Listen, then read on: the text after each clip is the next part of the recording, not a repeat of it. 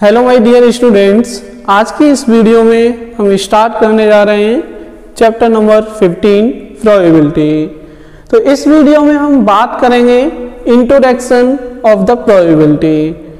तो प्रोबेबिलिटी होती क्या है, यानी किसी काम को करने की जितनी संभावनाएं होती हैं, जितनी श्योरिटी होती है, उसे हम क्या कहते हैं, प्रोबेबिलिटी।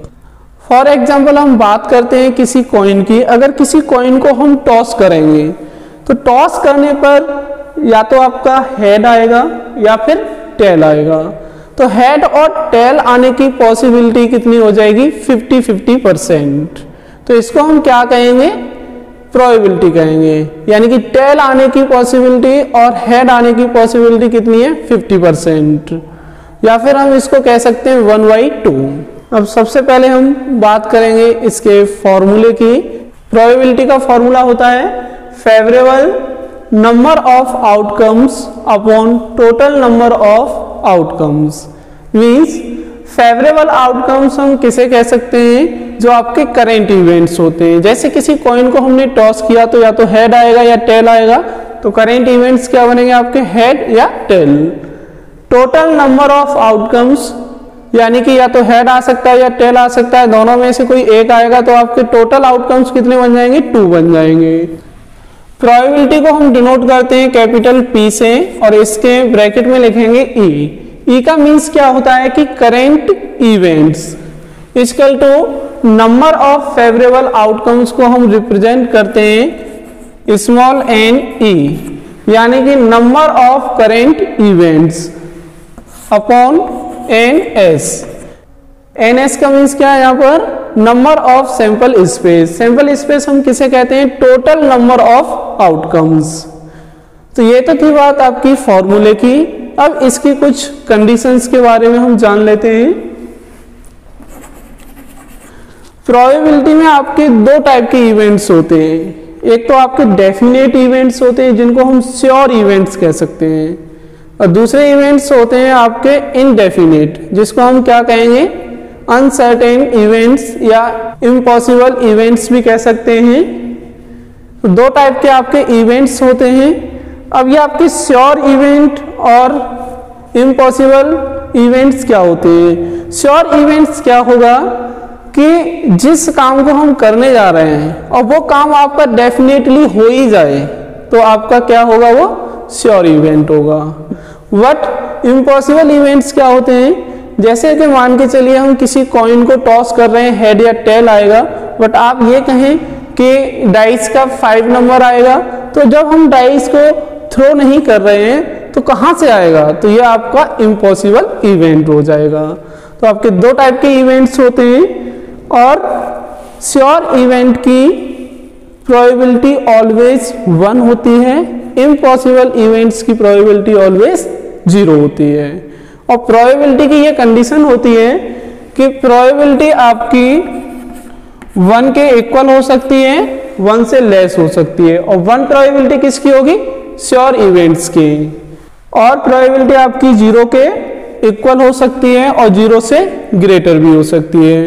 0 प्रोबेबिलिटी किसकी होती है, इम्पॉसिबल इवेंट्स की। तो हम यहाँ पर क्या कह सकते हैं कि मैक्सिमम आपकी प्रोबेबिलिटी कितनी होगी, 1 होगी, यानी 100%। और मिनिमम प्रोबेबिलिटी कितनी होगी, 0। इन दोनों का सम कितना होता है, 1। यानी कि किसी वर्क को करने की प्रोबेबिलिटी और उसी वर्क को न करने की प्रोबेबिलिटी, इन दोनों का सम कितना होता है, 1 होता है। P नॉट E को हम F भी लिख सकते हैं, यानी इसको हम दूसरे तरीके से क्या रिप्रेजेंट करा सकते हैं, PE plus PF equal to 1।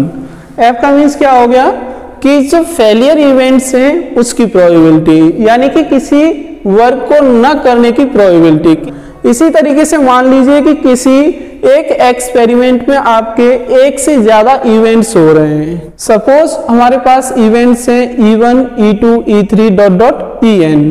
तो इन सभी की प्रोबेबिलिटी का सम कितना होगा, 1 के इक्वल होगा, क्योंकि प्रोबेबिलिटी का सम कभी भी 1 से ग्रेटर नहीं हो सकता।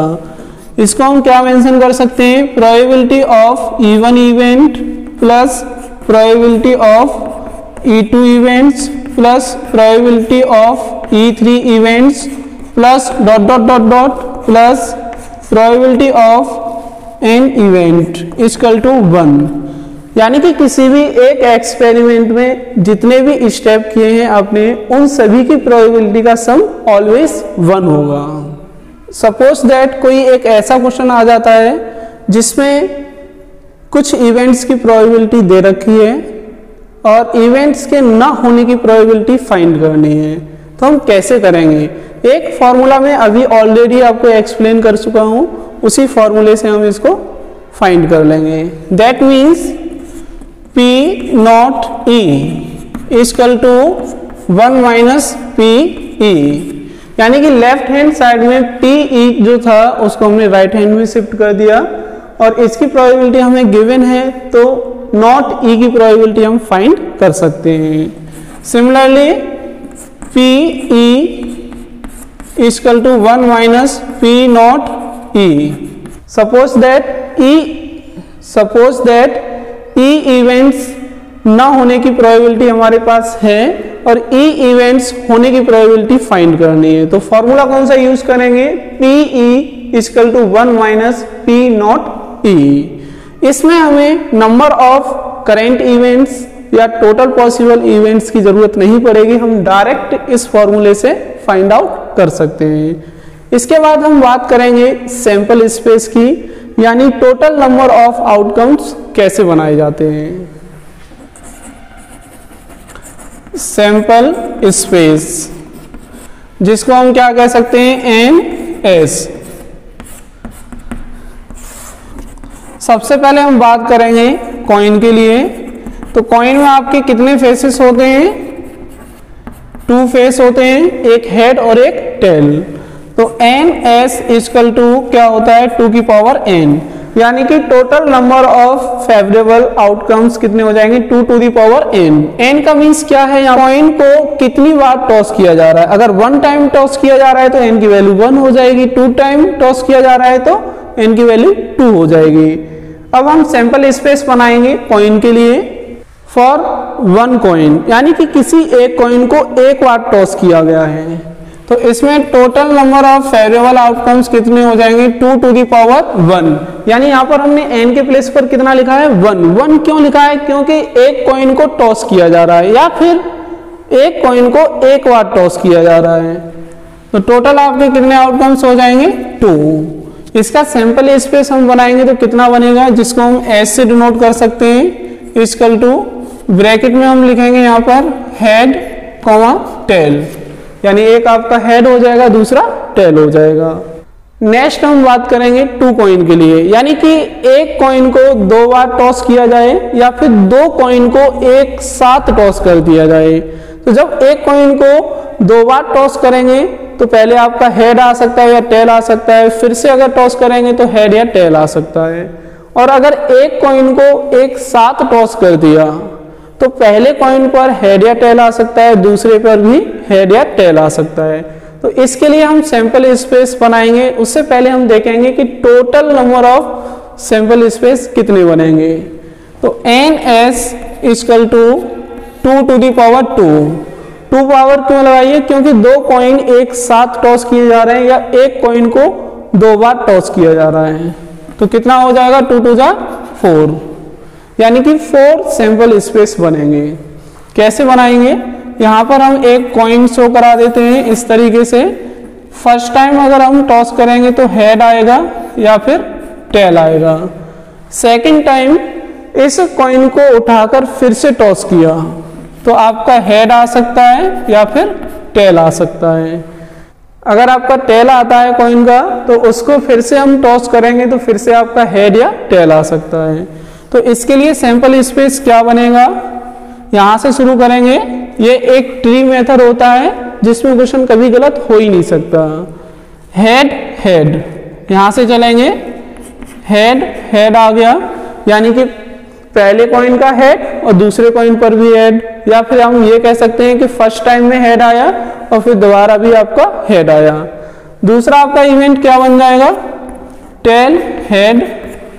इसी तरीके से इधर देखेंगे हम, हेड टेल या फिर टेल 10। तो ये आपका सैंपल स्पेस बन जाएगा। काउंटिंग में कितने होंगे ये 4, 1 2 3 4। इसी तरीके से हम बात करेंगे अब 3 कॉइन की, यानी कि 3 कॉइन को एक साथ टॉस किया जा रहा है या फिर एक कॉइन को 3 टाइम्स टॉस किया जा रहा है।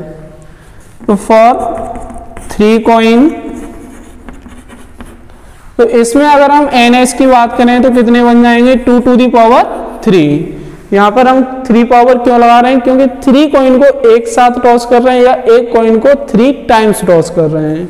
कितना हो जाएगा 8, 2 टू जा 4, 4 टू जा 8। अब इसके सैंपल स्पेस की बात करेंगे तो थोड़ा हम इधर बना लेते हैं। यहाँ पर आपका कॉइन हो गया, यहाँ से फर्स्ट टाइम आपका हेड या फिर टेल, सेकंड टाइम में हेड या फिर टेल, यहाँ पर हेड या फिर टेल। तो यह तो आपका फर्स्ट टाइम में हेड या टेल आ सकता है, सेकंड टाइम में आपके ये इवेंट्स हो जाएंगे। इसके बाद हम अगेन टॉस करेंगे तो हेड या फिर टेल, अगेन हेड या फिर टेल, इसमें अगेन करेंगे तो हेड या फिर टेल, इसमें भी आपका अगेन क्या आ जाएगा टेल या फिर हेड। तो यहाँ पर हमने एक ट्री बना ली है 3 कॉइन के लिए या फिर एक कॉइन को 3 टाइम्स टॉस करके। तो अब देखेंगे इसमें सैंपल स्पेस आपके 8 बनने चाहिए, H H H। दूसरा क्या बनेगा आपका T H H। थर्ड बनेगा आपका H T H। इस T के लिए देखेंगे तो T T T हो जाएगा। इनको काउंट करके देखते हैं, 8 आने चाहिए आपके, 1 2 3 4 5 6 7 8। अब हम बात करेंगे डाई के लिए, एक डाई के लिए और 2 डाई के लिए। तो इसमें हम फर्स्ट पॉइंट लिखते हैं फॉर 1 डाई या फिर ओनली डाई लिख सकते हैं। तो एक डाई में कितने फेसेस होते हैं आपके, टोटल आपके 6 फेसेस होते हैं। तो इसमें हम सैंपल स्पेस बनाएंगे, उससे पहले हम कितने सैंपल स्पेस बनेंगे इसको हम देख लेते हैं। तो इसके फेस होते हैं 6, और अगर एक डाई को 1 टाइम थ्रो कर रहे हो तो n की वैल्यू 1 हो जाएगी, ये कितने हो जाएंगे आपके 6। सैंपल स्पेस बनाएंगे इसका 1 2 3 4 5 और 6, तो आपके कितने बनेंगे टोटल 6 बनेंगे। अब 2 डाई की जब बात करेंगे तो NS आपका कितना हो जाएगा 6 टू दी पावर 2। 2 डाइस को एक साथ थ्रो कर रहे हैं या फिर एक डाई को 2 टाइम्स थ्रो कर रहे हैं, तो कितना बनेगा 6 × 6 36। यानी टोटल आपके सैंपल कितने बनने चाहिए, फेवरेबल आउटकम्स आपके 36 बनने चाहिए। अब 36 कैसे बनेंगे इसको हम यहाँ पर इधर शो कराएंगे, 1 1 1। और एक काम करते हैं, इसमें हम यहाँ पर ब्रैकेट लगा लेते हैं सभी में। इसके बाद हमें क्या करना है, इसमें लिखेंगे कॉमा लगाने के बाद 1 2। इसी तरीके से हम इसमें लिखेंगे 1 2 डाइस के लिए, या एक डाई को जब 2 बार हम थ्रो कर रहे हैं। तो टोटल आपके 36 हम इस तरीके से बना सकते हैं। नेक्स्ट हम बात करेंगे कार्ड्स की। टोटल आपके कितने कार्ड्स होते हैं, 52 कार्ड्स होते हैं। तो आपका NS कितना हो जाएगा 52। अब ये 52 आपके 2 कलर्स में डिवाइडेड होते हैं, black colour and red colour. अब ये आपके ब्लैक कलर के कितने हो जाएंगे 26 और रेड कलर के कितने हो जाएंगे 26। अब ब्लैक कलर के भी अगेन आपके 2 पार्ट्स में डिवाइडेड होते हैं, एक होता है आपका स्पेड और दूसरा होता है आपका क्लब। रेड कलर के भी आपके 2 पार्ट्स में डिवाइडेड होते हैं, जिसमें एक होता है आपका हार्ट और दूसरा होता है आपका डायमंड। तो इस तरीके से आपके 52 कार्ड्स आपके 4 पार्ट्स में डिवाइडेड हो जाते हैं, स्पेड, क्लब, हार्ट और डायमंड। स्पेड के कितने कार्ड्स होते हैं 13, क्लब के कितने होते हैं 13, हार्ट के भी 13 होते हैं और इसके भी 13 होते हैं। और इन सभी के नाम आपके सेम होते हैं 13 के, जैसे कि 1 2 3 4 5 6 7 8 9 10। इसके बाद आपका जो 11th वाला होता है उस पे 11 नहीं लिखा होता है, उस पे लिखा होता है जे, जिसको हम क्या बोलते हैं, जैक। 12th नंबर का होता है उस पे आपका क्यू लिखा होता है, इसको हम क्वीन बोलते हैं। और 13th नंबर का जो होता है उस पे के लिखा होता है, जिसको हम क्या बोलते हैं, किंग बोलते हैं। और फर्स्ट नंबर का जो कार्ड होता है उस पर ए लिखा होता है, जिसको हम क्या बोलते हैं, एस बोलते हैं। तो इस तरीके से आपके 13 स्पेड के होते हैं, 13 क्लब के होते हैं, 13 हार्ट के होते हैं और 13 डायमंड के होते हैं। इसमें हम बात करेंगे एस की। तो एस आपका कौन सा कार्ड होता है, फर्स्ट नंबर का, जिस पर कैपिटल ए लिखा होता है। तो इस तरीके से एस कितने होते हैं, टोटल आपके 4, यानी कि 1 इसका, 1 इसका, 1 इसका और 1 इसका, टोटल आपके 4 हो जाते हैं। यानी हर एक नंबर का कार्ड आपके कितने टाइम्स होता है, 4 टाइम्स होता है। अब हम बात करेंगे फेस कार्ड की। टोटल आपके कितने फेस कार्ड होते हैं, 12। और फेस कार्ड कौन से होते हैं, जैक, क्वीन एंड किंग। इन तीनों कार्ड्स को हम क्या कहते हैं, फेस कार्ड बोलते हैं। 3 कार्ड्स आपके स्पेड के होंगे, 3 क्लब के होंगे, 3 हार्ट के होंगे और 3 डायमंड के होंगे, जिनको हम फेस कार्ड कहते हैं।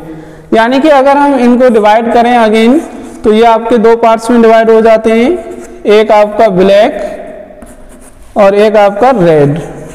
ब्लैक कलर में आपके कितने होंगे, 6 फेस कार्ड, और रेड कलर में कितने होंगे, 6। तो दोनों को ऐड करेंगे 12 हो जाएगा।